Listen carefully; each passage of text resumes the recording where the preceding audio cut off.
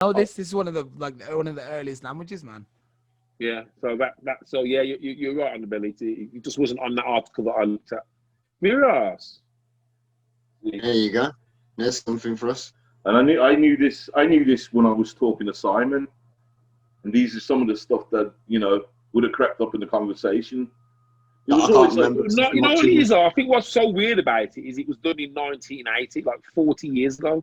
In our kind of time, if that makes sense. Within, you guys weren't born, but I was, and the fact that why has this been done? And it's actually one of the US's greatest mysteries. Even as recently as 2015, the BBC did a report about it.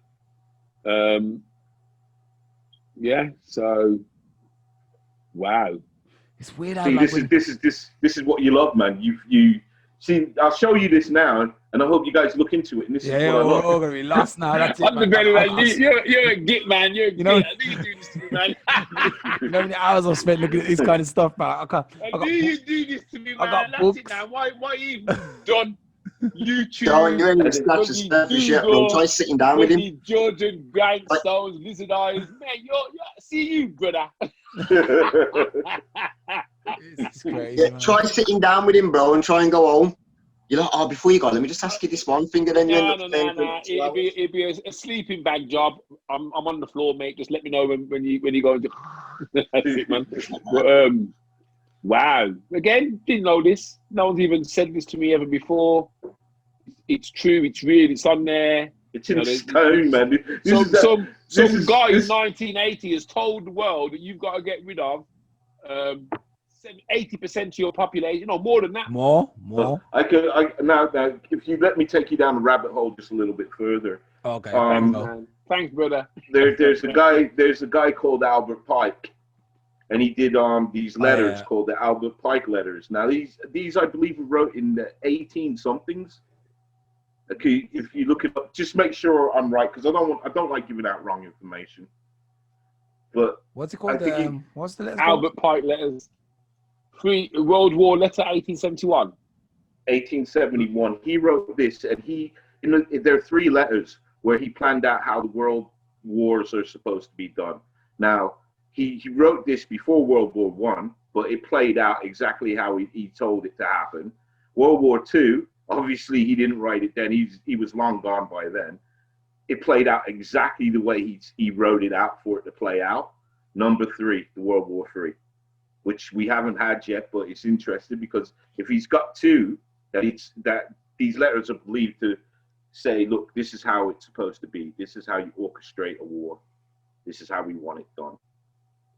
Albert Pike, you have to look into the man. Albert Pike's a crazy guy, man. But he was into the dark arts, man. I think he tried to do a ritual once and tried to face his demons. Failed miserably. Said it was too hard to do. But he's a crazy guy, man. There you go. I'm glad you knew about him. Yeah, I know. A lot of crazy people, though, man. Sometimes crazy people. He's a kind of a legend, though, man, in a way. He's a legend, though, man, in a way. He's crazy, but he's a legend. He was so close with the royal family as well. Yeah. And when you read it and then you think about what's happening now, so there's a part in there where it says, there must be a war between political Zionists and the leaders of the Islamic world. It must be conducted in a way that the Islam and political Zionists mutually destroy each other. Meanwhile, the other nations, once more divided on this issue, will be constrained to fight to the point of complete physical, moral, spiritual. I'm not saying it's going to come true, but when you look at the way the world is shaping up now, where you've got Israel surrounded by everybody who hates them, by one country at the moment, UAE. You've got America that's saying, no, man, you can't touch Israel. You touch Israel, you're messing with us. And what you've got, if you look at it, all the nations are lining up. So you've got China lining up with Russia. Everyone who's around China who's got American protection is now thinking, oh, China's getting too strong. They're flexing their muscles in the Chinese Sea, saying these are all about islands. You want Taiwan back. They've already gone and got Hong Kong. But, mate, they're shaping up, man. Like they protect Israel. And it's weird because I hope you guys understand that there are Hebrew people that are not Zionists. Zionist is a different kind of movement, and you don't have to be Jews. And what Albert Pike was saying, political Zionists. They are people that are not Jews, but they are. These are the ones who were. They asked to be made Jewish. If I remember rightly, they came from Europe. They weren't original Jews, and the whole country was made Jewish because they didn't want to go to war with the Ottoman Empire or something. I don't know how right that is. I remember reading about that a couple of months ago now. Well, the whole it might have been. I think it might have even been Ukraine. They actually asked some Jewish priests to make them all Jewish and say, right, this is our new faith, because they were going to war with the Ottoman Empire, which would have been Turkey and North Africa and all them people there. Yeah. But and they do say that the Jews who are there now aren't actually real Jews, because, like I say, they're from Europe. Well, most Jews would have come from that part of the world. Well, there's two types of Jews in it. There's the ones that left Africa, and there's the ones walking around now who are kind of like the impersonation, the ones who are trying to claim to be Jews, but they're not. Well, the Hebrew blood is strong, especially in Africa. Yeah. With say the Rastafarians and Haile Selassie. Yeah. Yeah. I mean, he was a Jew. Yeah. Well, he was Hebrew. He was Hebrew. So, but I don't want to really go down that rabbit hole. The only reason why Israel Israel is part of the prophecy. It is a very big part of the prophecy, and this is why they protect it. Yeah, it's crazy. Because people have to remember, like, Israel in its current form hadn't been Israel until like World War II or whenever it was, and when the people were repatriated and given the homeland back, it looked very different to the way it does now. So all the subsequent wars and everything that have came after that have either put other politicians around the world, give them a chance once they invested in Israel and saying, like, we're going to give them this place. First they had their order to protect them, and then it was like, we're going to let Israel protect itself. And then what automatically happened then, obviously they developed their own, again, national pride, and then politics came in and politicians came in, and then things became like it does in every country, either right wing or left wing, and progressively right wing, because there was always neighbors who was going to fight. And people like the Americans, who have always been very tightly linked with Israel anyway, they chose to protect them, and they chose to obviously, put a blanket around the Jewish people. And literally within the last, I think, 2 or 3 weeks, there's been a law passed in America that's saying now that it is illegal to criticize the Israeli occupation in Palestine. That is now a hate crime to say that in America, and to basically to be anti-Zionist. So if you say anything against the political structure in Israel now, not saying like I hate Jews or I hate Israeli people, if you say I hate what the Israeli government are doing, that is now a hate crime in the United States. Everything at the moment's a hate crime in the United States, isn't it? Really? So, I mean, it's just weird how we're supposed to be going forwards, but what goes on is draconian laws are being passed. Yet, it's something that you would think of the Empire of Rome would have done. And it's going to go. Sorry to cut you again, Underbelly. I'll let you get back to that, but I just want to say quickly, that's going to be the problem either way. Say somebody like me who's really scared of what someone like Trump could do. Obviously you probably know I'm very anti-Trump, even though, but like so I would be scared of what he can do. I think what people class as the remedy from the other side can be equally as damaging, because it's going to be, I want to basically catapult us back to a place where we was. And the problem was, we're not in 2016, and the world is such an ever-changing place now that these people who have crawled out from under their rocks, they're racist, whether they're Trump because of Trump or whatever, but the racists who come out of the rocks, under the rock, the confrontation now between police and civilians, the partisanship where people are just going left or right, whichever way now, is that whoever takes over, even if Trump gets kicked out of office, he's dealing with a whole different set of civilians and normalcies in society that didn't exist before.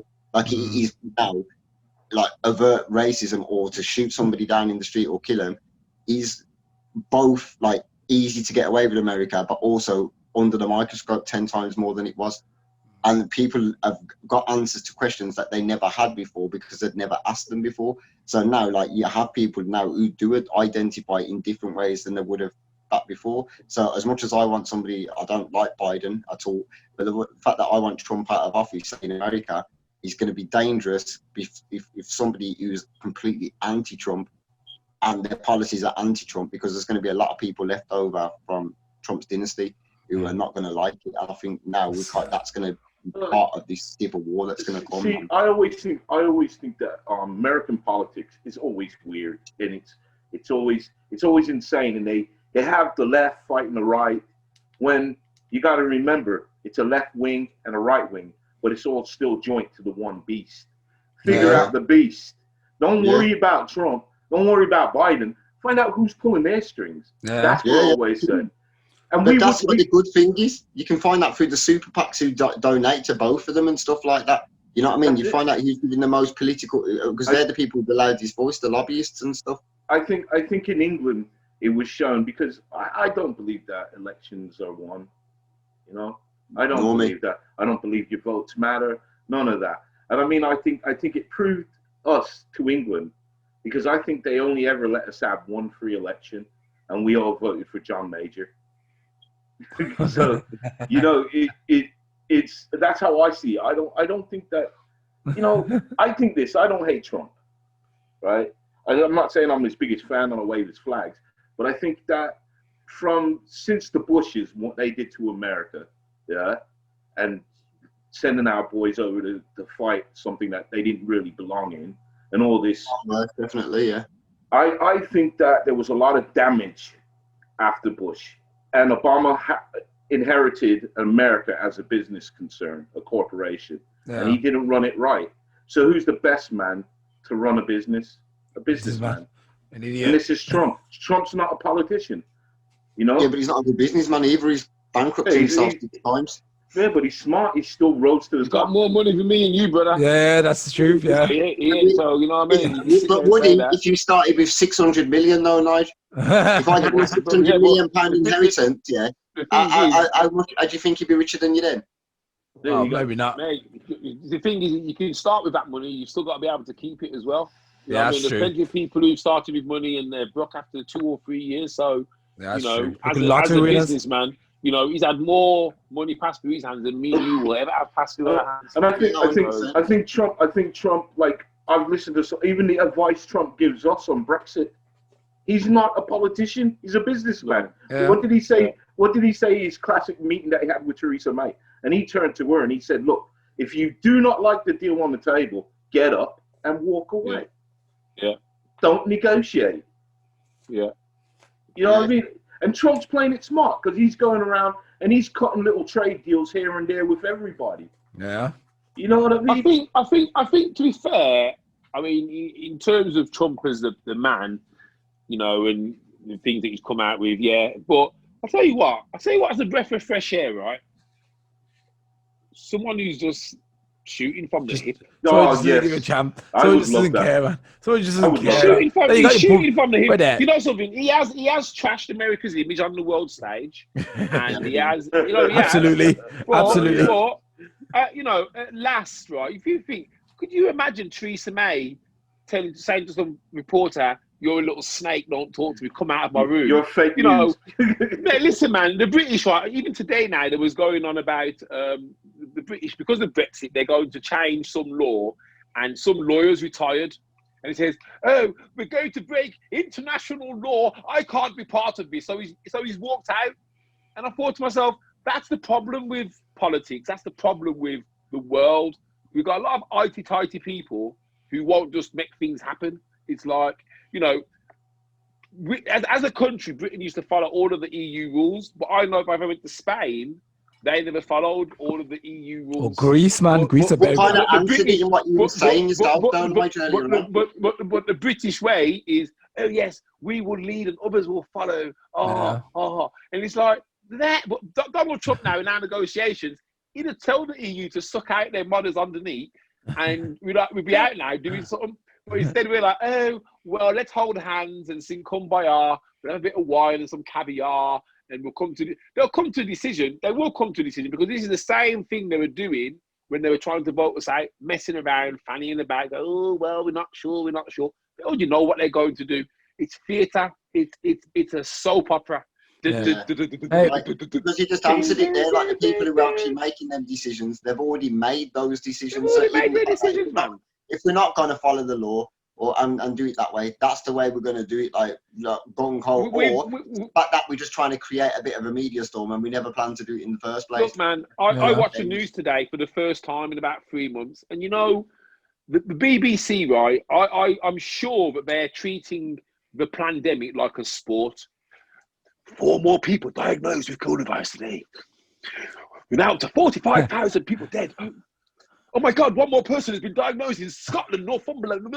And you think, hold on a second, how come you guys are so excited about something that's killing 1 person a day, whereas another 1,000 people have died this week from accidents, cancer, strokes, poverty, blah, blah, blah. The BBC have a flipping joke right now. They're running this whole thing like it's a sports match. You know, actually, in the height of it, it was like, you know, it was like, oh, well, we've had more people die than Spain, and we've had more people die than Italy, have had more die than us, and they're actually, there was almost glory, you know, they were really happy that Brazil had got all these cases. Oh, Brazil's had 80,000 cases. Well, that's more than us, Bill. Oh, yeah, well, that's because. And you think to yourself, guys, really? Is that the state that we're in now? That we're kind of we're scoring points? Honestly, mate. Mate. This is mash up the world, man. A final thing I want to ask is, you know, maybe Underbelly. The final thing. Maybe you can tell me when did the radical shift come from everyone going from the left to the right? Because you got all these people online now saying, "Oh, these stupid lefties, these lefties." And I'm like, hold on a minute. So if you're associating yourself with the right wing or the right, you know that's the racist conservative side of things. And actually, mate, you're talking fart. What? I'm sorry, but I'm gonna have to come in there. You can't. Right, listen. Right, we're in the 21st century. If you're going to paint someone as being listen. If you're going to paint someone as being left or right based on a set of values which was set up by some geezer many, many years ago, when you've lost the whole side, there's no such thing as left and right. There's people who are left wing who've got right wing views. There's people who've got right wing who've got left wing views. So to say, oh, you're right, you're left, mate, that's just another way to divide your brain and make you think, oh, I've got an enemy. Mate, there's people who are right wing who aren't racist. There's people who are left wing who are racist. I remember going to the north of England and going out, and the Labour supporting skinheads were still happy to chase me around going, nigga this, nigga that. Didn't matter that they're supposed to be Labour and supposed to be on my side. Hey! So, mate, don't get caught up in all that. Yeah, but I want to know when the shift came and what's it about that everyone's always pulling up saying, oh, these lefties. You might sound quite... It's an easy way to tarnish a group of... It's like saying, oh, all them blacks are robbers. How do you feel when people say that? I don't understand the left and right wing. Mate, thank you. You are what you are. You are what you are. And that's why I said earlier, it's not the left wing or the right wing. It's the beast that's controlling them. That's what goes on. And it's always the money. I mean, they're like there's movements that are going on that are seeming very political. They're seeming to want to change the world. And what they have, their core is good, but who's funding them? Who's writing the checks? That's it. I don't believe all this left wing and right wing. The thing is, right, and I'll tell you when I realised it was all poppycock when Labour came into power the last time, because they came in and then started doing right wing policies. So we didn't have this big shift to say, right, socialism, let's make sure that everyone's equalised. They were like, oh, you bankers will look after you. And, oh, pop stars coming, man. We've got to make sure your money's being spent. And, oh, I know you on TV. What you're talking about, I want to push back just a little bit because I definitely disagree. Push back on. You're right about one thing, though. I definitely agree with one thing that you're saying, though. There's definitely right-wingers with left-wing ideals and left-wingers with right ideals. We're not going to put... They're just copying themselves. Yeah, so I agree with that 100%. What I'm saying is I think politically there's definitely a left and right in terms of what that traditionally stands for. Yeah, but it's what they say they're going to do, mate, and then what they are going to do. I know what you're saying. Let me say. So you got conservatism and liberalism. That's the difference in it. To be tight with your purse or to be giving with your purse, and who to give that to in it. So what you're saying though is what you definitely, Nigel. It's a good point. That's what I'm saying. It's not an argument with you in this sense. Is you're talking about establishment. Sure, sounded like one. You're talking no. Because what I'm talking about is there's a difference. There's a left and right, but what you're talking about is establishment, isn't it? So establishment, so Labour and Conservative are both establishments. They're both parties that have political donors that donate vast amount of money, super PACs and stuff like this. So in that terms, you haven't got left and right. What you've got is the left and right hand side of a circle that goes round. It's very. You just got whoever's got the most money has the most influence. It's not even that, bro. It's just that. It's wherever the dial is like a clock. That's what it is, isn't it? So that's what the left and right is. That's establishment, though. That's what I'm saying is like ideals, though. You have got conservatism, and then you've got liberalism in it. So it is that. If I was in charge, I would make sure that everybody got free education. That is traditionally liberalism. You're not going to get many Republicans or conservatives. I think that's just being a bloody good human being. I don't know why a label's got to be attached to that. Because your party defines that. Your party pretty much defines that. So conservatives why do you have to join a party? Won't do that. I'm not part of a party. I'm not part of a party. I don't go to church because I don't need a book to make me a good person. I'm a good person. That's why I was going to say you're the third thing that exists. That's not in that circle. You're that thing that's outside the circle. We're progressive, bro. We're progressive. So we're using everything. We're stepping out and looking from a wide lens and going, hang on. I would say that I have both left-wing and right-wing views. I would say that I do believe people should be treated bloody well, but I also think that people, who treat children, kill children, murder, should be flipping punished as badly as they possibly can.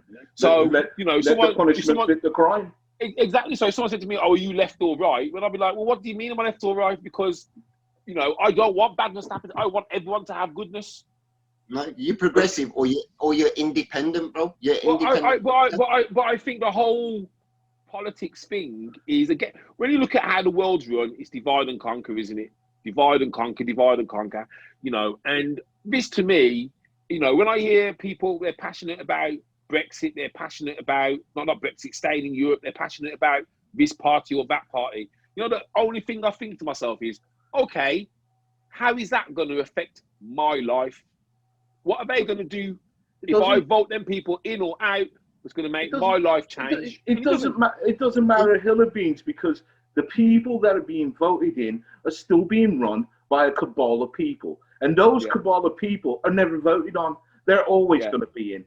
They will always be there, and they will tell these people what to do. So why play the game? We touched on this earlier, where you said it's about confusing people, and that's what they're doing. They want you to become right. They want you to become left. They want you to be liberal. They don't want you to be who you are, which is a good, caring person. Mm-hmm. They want you to have views and opinions and start to hate people because of their views and opinions. And that is the conflict that they want to cause. Yeah. And on that point, and I'm going to 100%, before 9/11, the people who used to get the roughest ride in the UK were black people. And then they got a new enemy once those towers went down. I didn't even know what a Muslim was until the day after 9/11. I just saw these people wearing that and thought, oh, I didn't actually know. I didn't know about Islam, Muslim, anything. You're not from Semitic, are you? mate, I'm from the end. I grew up in Oldham and that, but I didn't know Muslim religion and all these things. I didn't know about it. And then as soon as 9/11 came, I was given a new person to hate, a new religion to hate, a new enemy that I had to hate. And that's how I found out about Muslims and all that. I didn't know anything about it. But if you think about it, the enemy then became Muslims. Who's our enemy going to be next year or in 5 years' time? What race of people or country or individuals are we going to have to then be told that we've got to hate them? Whoever's progressing, why is it the Muslims? One, because they're surrounded by, like I say, a lot of where the new wealth is. We've already mined out Africa and everything else. The new money now, the quick money is in fossil fuels because it's not going to be used for a long time. So they need to drain that well quick. You know what I mean? Everyone needs to get rich. Yeah, but even Saudi Arabia now are trying to come away from oil because they know they can't be dependent on it. That's why Exactly, Elon Musk. I'll be surprised if Elon Musk gets to 50. Because if you think about what he's going to do to the automotive market when he brings in a battery that lasts for 500 miles, and all them people say, I don't need petrol no more. You know, everyone's reversing engineering stuff. That's how all the other auto car makers Hey, are now reverse engineering the Tesla to do the same thing with their battery. Can you hear me? yes, sit by your mic, man. No, You I need said- to buy that one. I said, you Yeah, know but what I'm that. saying is when he brings that battery out though, a 500 range, how many people are going to get rid of their cars as soon as they can? Well, no one at the Also- moment because it's expensive. Also, I don't think it's like reverse engineering. I just think it's science progressing. I mean, you look at the first mobile phone that came out to where we are now. It's just progression. And because Elon Musk has got a lot of money, there's a lot of people that have faith in this guy. I mean, I have faith into him.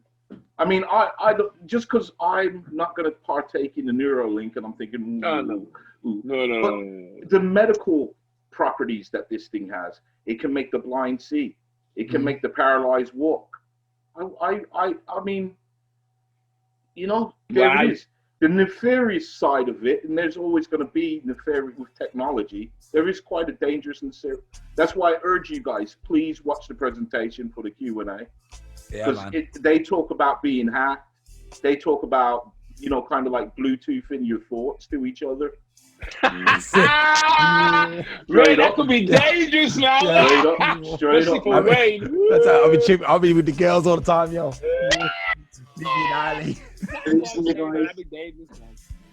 Underbelly, man. Listen, man. Respect you, man. Yeah. All right, thank you. Thank Anyway, you very much for having me on. Underbelly is a part of the team now, so he'll come on when he can. Been a passionate show tonight. I've liked the fire, man. Yeah. Yeah, Underbelly is a part of the team, like I said. So, yeah, man. Sorry, I want some of that. What you got there, man? I want some of that. Give me some of that. Yo. Give me some of that. Give me some of that. No. Is it a blunt? You don't even partake. Hey, I've been killing the space cakes, man. Trust me, I'm good, man. Where's the baby? Hey, where's the baby gone, man? Oh, I'm down to 5%, bro. All right, yo, guys. Thanks for coming on. Anyone got anything to throw up? Yeah, let me jump in case my flight. Hang on, in case my battery done. We did some. We relaunched Red Pill Media the other day. I'm not going to talk too much on it, but just check it out. It's amazing. We talk about some of this political stuff. We talk about current affairs. We've got some inspiration stuff on there. So Red Pill Media Creations on Facebook, and and also you do music as well, guys. It's been a great show. Carry on. Good job, man. Nigel. Well done, Simon. Where's the baby, man? I want to know where the baby is. She's in the other room. The mom came and I took can't her. believe it. The baby just disappeared, and he didn't even say. Baby didn't say bye. You know. I'm phoning the German NSPCC now just to make sure they come and check on the house. My online course should be ready by the end of the month. Love Sales Hate Selling Crash Course. I'm in the throes of doing all the videos, 28 videos. I've done them all. I've got to do a bit of editing, blah, blah, blah, blah, blah, blah, blah. Soon live. Peace. And that special, not a special guest, our Underbelly now. He's our Underbelly. Yes, thank you. Thank you. I feel like a part of the family. You know, we're all from the same ends of this world, so we kind of have a great reality on what life is kind of about. So, and I'd just like to, could I give a quick shout out to my sponsors? Sure. The people, thank you very much to V Vapor. They sponsor the show and they sponsor my channel. And they've also got a deal going on. So, you know, please take advantage of it. That's V Vapors. www.vvapors.co.uk, and I'm the Hidden Underbelly YouTube. Come and check me out if you want to see some paranormal or some just weird ass stuff, man. I recommend it, guys. Go and watch his channel, man. You will have goosebumps, man, for the rest of the week. Seriously. Guys, thank you. Thanks, man. We'll see you later.